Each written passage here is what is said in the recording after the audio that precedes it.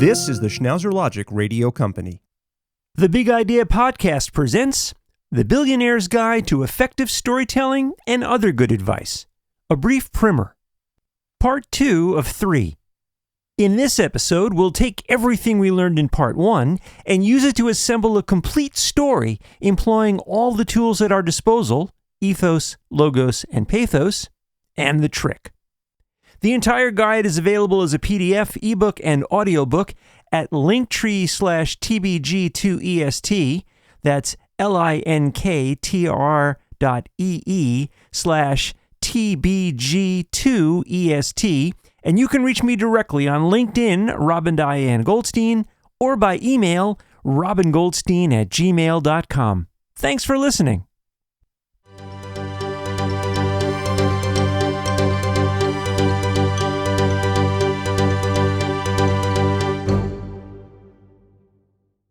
Putting it together.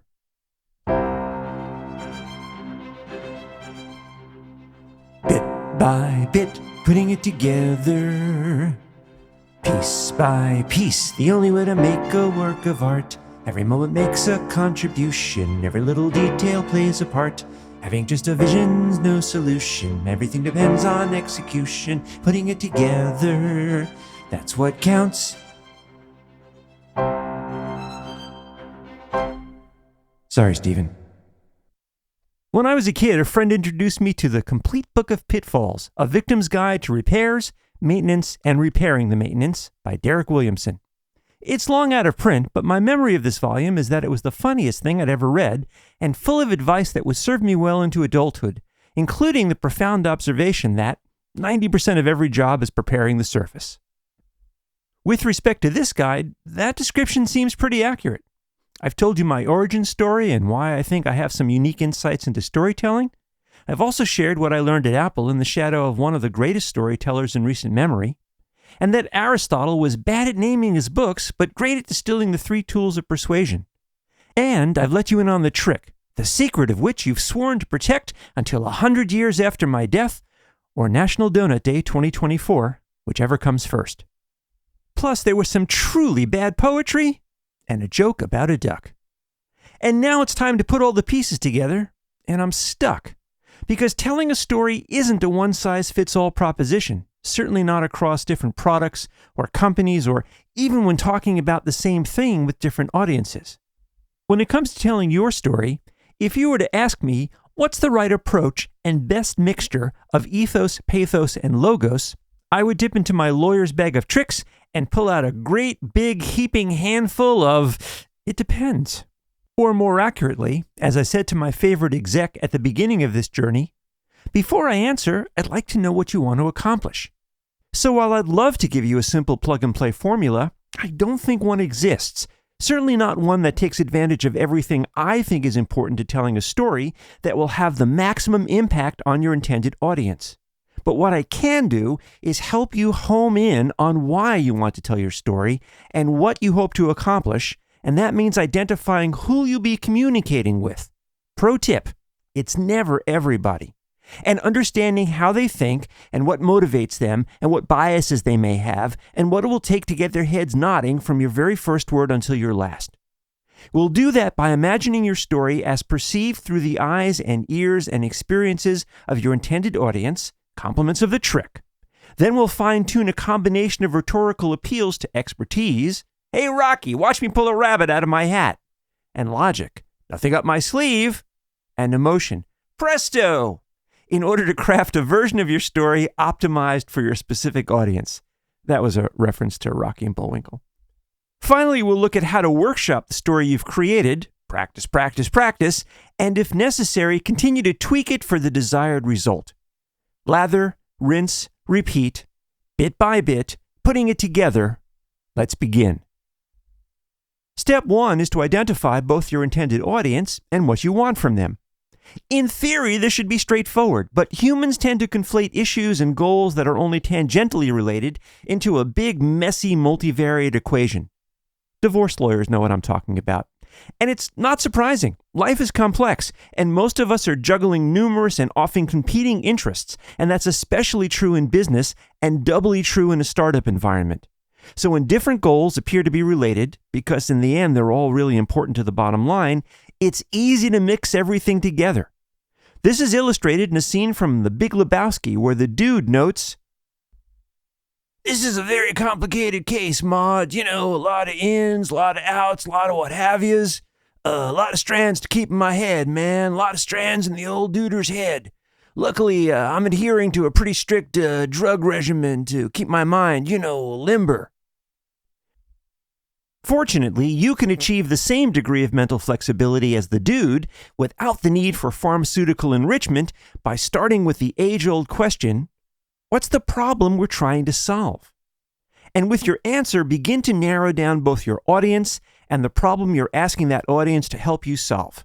Here are a few simple examples. Problem: we're looking to raise capital. Audience: potential investors. Problem: we're looking to build market share. Audience: potential customers. Problem: we're trying to convince regulators or government agencies to let us operate. Audience: regulators and politicians. Problem: we're trying to hire talent in a competitive environment. Audience: potential employees. And problem: we're trying to quell fears that competitors are eating our lunch. Audience: actual employees. You get the idea. These are just 5 scenarios culled from an infinite number of possibilities, and as you've already recognized, each of the above can be broken down further and with greater specificity. For example, angel investors don't tend to evaluate a company the same way as a VC. They both want a return on investment, but they measure success differently. And politicians eager to attract a futuristic robo-taxi service to their community as a benefit to their constituents will require a different approach from career regulators looking to keep a new, unproven, and potentially competing transportation service out of their town. Regardless, in each case, some combination of your company or company's products, uniqueness, value, and human appeal is in play. But the way you arrange those elements of your story, as well as the emphasis you place on each, will differ depending on your audience. So in step 1, our goal is to identify as precisely as possible the intended audience and the problem we're asking them to help us solve. And a quick aside before we proceed. At this point, you may be thinking, what if I get this step wrong? What if I don't correctly define my problem or properly identify my audience? To which I say, bunkum in balderdash. Yes, I was born at the turn of the century. Being wrong is an opportunity to test and learn and refine your thesis. That's why we rinse and repeat. Being wrong means you now have more knowledge than you did when you started. Author, composer, and world-class jazz musician Kenny Werner has a chapter in his book, Effortless Mastery, entitled, "There Are No Wrong Notes." This is a great way to think about the creative process, crafting your story, and life in general. So don't worry about being wrong. Just focus on making sure you're moving forward and keep on playing. Step 2 is where we identify the most effective mixture of appeals to logic, expertise, and emotion for our intended audience. Once again, when asked what percentage should be applied to each element, I offer another sip from my bottomless cup of, it depends. Now, if you do a search for Ethos, Pathos, and Logos plus Venn diagram, you'll see a lot of illustrations that look like this. And in the book, at this point, there's an illustration of 3 circles overlapping each other equally. One says Ethos, one says Logos, one says Pathos, and in the very center is an arrow pointing to the word balance with an exclamation point. Now, the problem with this image, besides the fact that the word balance has a different font and unnecessary exclamation point, is that these 3 elements are almost never present in equal amounts. And I don't want you to come away from this section thinking that 1/3, 1/3, 1/3 is a desired outcome, or that the only way to achieve balance is by applying your appeals to ethos, pathos, and logos equally when crafting your pitch. The next section describes another illustration. This time it is of 2 children on a teeter-totter. There is a large girl on the right, there is a small boy on the left, and there are many references and arrows pointing up and down and labels to each of the elements of this particular illustration. As the figure below clearly shows, to achieve a state of balance, the mass m2 when multiplied by the distance r2 must equal, nah, I'm just messing with you. I have no idea what's really going on in this illustration. I've only included to show how two children of different heights and weights and questionable fashion sense, no judgment, can create a state of balance by shifting where they sit on either side of a teeter-totter. Uniformity doesn't mean equality, and balance can be achieved in many different ways. Once again, divorce lawyers will know what I'm talking about. So how do you come up with the right blend of ethos, pathos, and logos for your story and intended audience? Well, a good place to start is by recalling some of the characteristics generally associated with each element. In the book now is a small chart with 3 columns labeled ethos, logos, and pathos, and under each are elements of each. Under ethos, it says trustworthiness, credibility, expertise, authority, reputation, and history. Under logos, it says logic, evidence, obviousness, facts, statistics, and reason. And then under pathos, it says emotion, imagination, passion, desire, connection, and empathy. As with all my examples, this list is non-exhaustive, non-canonical, and probably even a bit wrong. But what it shows is that if your audience is likely to be attracted to a solution that comes from a recognized authority, segment leader, or someone with unmatched experience, an effective ELP, or ethos, logos, pathos mixture for your story will likely be ethos heavy. On the other hand, if the thing most likely to resonate with your audience is an appeal to their imagination, or perhaps something aspirational, or maybe even a solution that speaks to the challenges they may be facing in their personal lives, then your ELP mixture will likely be more effective if you place greater emphasis on the pathos elements of your story. In my experience, when clients are trying to raise capital, I found that most investors are susceptible to arguments that have a strong ethos component supported by a solid logos element. And if you think about it, this makes sense. Warren Buffett said that he invests in people, not businesses, and it's people who embody the traits of authority, credibility, and expertise. So making that element a more prominent component of your story, buttressed with a smaller appeal to statistics, logic, and reason, as well as emotion, desire, and imagination, will increase the probability that you'll be able to get and keep your listener's head nodding for the duration of your story. On the other hand, updates to products in the consumer space and improvements to existing enterprise solutions generally need to be able to overcome the friction commonly associated with change. This friction is frequently expressed in behaviors like not updating software or ignoring a blinking 12 o'clock or check engine light, or through voiced objections like, "What I already have is working. Change isn't free in terms of time, money, and productivity. Being better isn't enough to disrupt the status quo. And who the hell are you, and why should I listen to your story?" I put these phrases in quotes because I've heard each of these things said verbatim by members of a target audience, even though the client I was working with was sure that their offering was a no-brainer. But not to worry. This is where understanding the value of emphasizing the elements of logos and pathos in your story and using the trick can make all the difference. Because if you're not at the discovery of fire level of innovation, you'll find that what often motivates people to nod their head is someone telling them a story about how they can help them solve a problem they already recognize as a problem. Read that last, or listen to that last, or have somebody else tell you that last part again, even though it's poorly constructed, and then once more. Most people aren't interested in solving problems they don't know they have. But they are interested in hearing solutions to the challenges and annoyances and indignities of their daily life. If you need yet another pop culture shorthand way of thinking about this, just remember the scene in Jerry Maguire where Tom Cruise shouts at Cuba Gooding Jr., "Help me help you. Help me help you. Help me help you." Or you can reflect on former President Bill Clinton, who became infamous for saying, "I feel your pain." And maybe you're thinking to yourself, wait a minute, just a couple of pages ago you wrote, "And so in step 1, our goal is to identify as precisely as possible our intended audience and the problem we're asking them to help us solve." And now you flip the script and you're saying we should be focused on telling a story that highlights how we can help solve the listener's problem. What the what? And to this I say, full marks for reading comprehension, and yes, both. As Walt Whitman wrote, "Do I contradict myself? Very well then, I contradict myself. I am large. I contain multitudes." And here's something an improv acting teacher told me many years ago. In every scene, you're the lead and everyone else on stage is playing a supporting role. The only challenge this presents is that's true for everyone else on stage too, which I've come to understand means that my goals and motivations are mine and mine alone.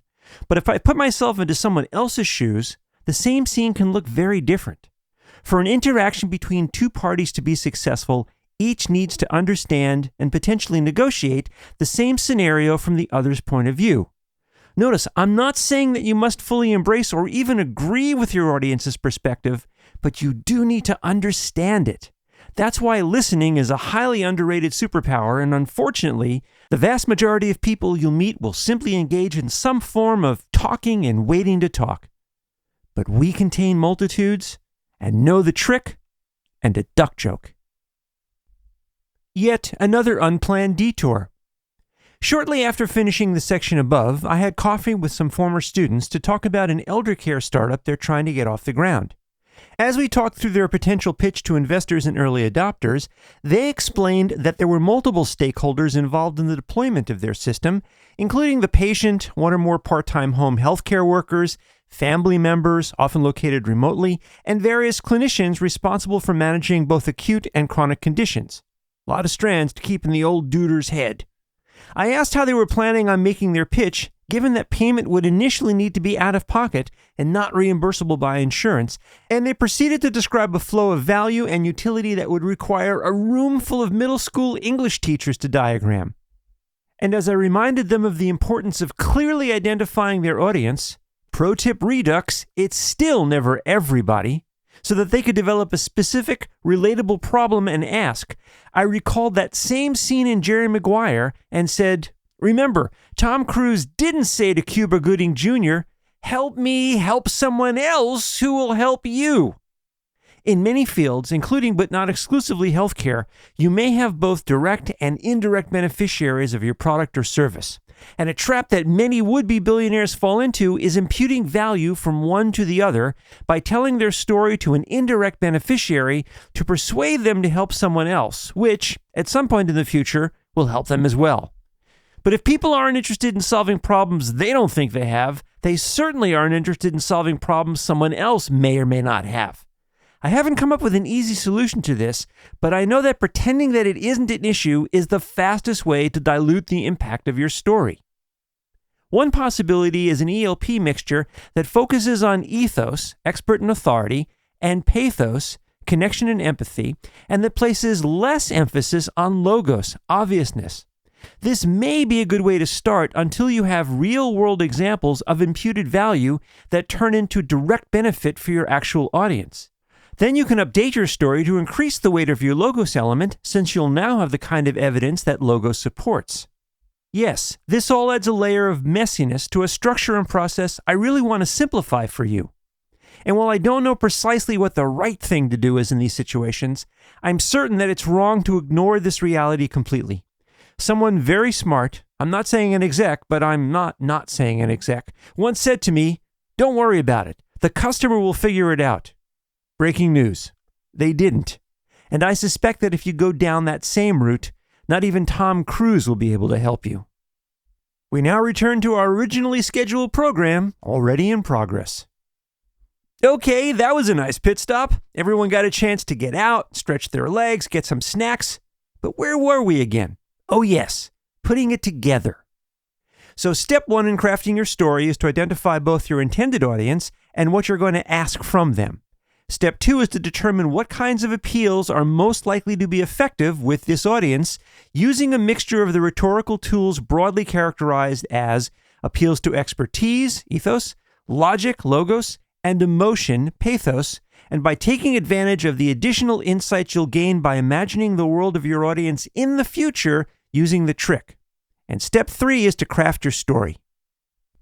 Now, depending on the form of your presentation and the medium you'll use to tell your story, you have a lot of options for this step, and experts have created tons of articles and books and videos and courses with guidance on the most effective approach to laying out your narrative for a specific kind of audience in a specific field or industry. Woof. A lot of this is how we've always done it, or this is what investors expect to see, or this has been proven successful. And that's great as a starting point. But remember that when I first sat down to think about the 3 boxes of the story I wanted my exec to tell the board of directors, I began with Once Upon a Time, moved on to Happily Ever After, and then described the hero's journey we were going to pursue. And as my screenwriting friend reminded me, this is not the classic setup, conflict, resolution construct of most fictional narratives, but instead an inverted form of setup, resolution, and conflict. And it isn't that one is right and one is wrong. In fact, years of making hundreds of keynote presentations taught me that some execs had personal preferences and were more amenable to persuasion when information was presented in order A, while others demanded order B. So we delineated the transition points of our deck, our story, to easily move the blocks around to maximize effectiveness with our intended audience. Semper Gumby, as a naval commander friend of mine used to say, always flexible. And why? Because the rules are tools. Here's what I mean. When I was in law school, I took a class in torts, negligence, accidents, stuff like that. And after reviewing a case, a student raised their hand and said that the previous case had an almost identical set of facts, but the outcome was entirely different. How are we to know what the right answer was? The professor looked at us all and said, "The rules are tools. The rules are tools. The rules are tools." And as I wrote this, I wondered if he may have just come from a screening of Jerry Maguire. Then he said, "Remember, there is no big book of torts where you look up a fact pattern and get an answer. Every case must be decided on its own, and even minor changes to the smallest elements can have an impact on how a judge or jury will be persuaded by issues of law and equity, the courtroom companions to Ethos, Logos, and Pathos, ultimately affecting the outcome." My old professor's admonition is meant to remind you that there is never just one best way to do anything. If your goal is to be an effective storyteller, and that means ignoring something I've suggested, or even doing the exact opposite, then that's the right answer. We're well into the wrapping up phase now, and in the next section we'll go over the final element, practice, practice, practice, also known as the lather, rinse, repeat portion of the competition. But before we do, I want to quickly circle back to the trick to reinforce an idea I introduced earlier, but which still seems to elicit the old poodle showing a card trick head tilt when I talk about it with colleagues. And I'm hoping that given that you've stuck with me this far, a quick review may bolster an extremely powerful, but frequently overlooked tool that can generate unique and valuable insights. Plus, what's an extra 400 words among fellow billionaires? One of the remarkable things about Apple's long run of success when Steve Jobs returned to the company was that some of the products that were designed by the engineers and product teams to be used one way were used in other unintended or anticipated ways by the customers. This was especially true when whole new categories of products were introduced. And while there are many examples of this, the one I come back to most often in discussions with clients is the introduction of the original iPhone. When first launched, the iPhone was promoted as a combination of 3 products: a revolutionary mobile phone, a widescreen iPod with touch controls, and a breakthrough internet communications device, email, web browsing, maps. Nothing about apps or the ubiquitous App Store, and that wasn't an oversight. From the company's point of view, the original iPhone wasn't intended to be a platform. And I know this for a fact, since I had a conversation with a marketing VP one day and mentioned that customers were jailbreaking the device, interacting with it in an unauthorized way, to load games that would run directly on their phone. He stopped me mid-sentence to inform me with an intensity and volume and smell of onions that I still remember that the iPhone was not a fucking platform. But lots of customers thought it was, and they created sophisticated software tools and large libraries of useful and entertaining third-party applications. That launched an ongoing game of cat and mouse to prevent them from using the iPhone that way, but eventually Apple came around to understand what many artists and musicians and writers have also come to understand. As Marcel Duchamp, a pioneering figure in the Dada art movement, said, "All in all, the creative act is not performed by the artist alone. The spectator brings the work in contact with the external world by deciphering and interpreting its inner qualifications, and thus adds his contribution to the creative act. At the core of the trick is recognizing and embracing this contribution as a way of seeing the world from another point of view, in this case, the point of view of your audience in the future. You can then use this deeper understanding to craft a narrative and solution that may persuade your intended audience to develop an interest in solving a problem they didn't know they had. Multitudes indeed. So to quickly recap, because I let my ADD take the wheel for the past few pages and throw in a lot of shiny things to amuse my inner crow, here, in no uncertain terms, are the 3 steps I recommend you follow as you construct your story. Step 1. Identify who you will tell your story to and what you want from them. Step 2. Identify all you know about this audience and what's likely to motivate them to act. Do this by understanding the world through their eyes and focusing on the problems you can help them solve. Then, use the trick to gain additional insights at a point in the future where your story has become their story, so you can craft a richer narrative that not only addresses the what and how of your offering today and its impact on their current concerns, but also speaks to the kinds of new experiences you can unlock for them in the future. Do all of this in the context of Aristotle's 3 tools of persuasion: ethos, expertise; logos, logic; and pathos, emotion, and outline an appeal that leverages the advantages of each, adjusting your mixture in accordance with what you believe will be most likely to match your audience's inherent motivation. Step 3, craft a complete version of your story following the classic structure of setup, conflict, resolution, or alternatively, choose a form that may be more customary or familiar in your industry or preferred by your audience, or that your gut simply tells you is the right way to go. And remember that at the end of the day, there are no wrong notes. Here endeth the lesson. Thanks for listening to part 2 of the Billionaire's Guide to Effective Storytelling and Other Good Advice, a brief primer presented by the Big Idea Podcast. In part 3, we'll explore how to workshop your story and then optimize its telling for your intended audience. We'll also share some of that advertised other good advice and provide some context for the many references contained within the guide. The entire guide is available as a PDF, ebook, and audiobook at linktree/TBG2EST. That's linktr.ee/TBG2EST. And you can reach me directly on LinkedIn, Robin Diane Goldstein, or by email, robingoldstein@gmail.com. Thanks for listening. See you next time.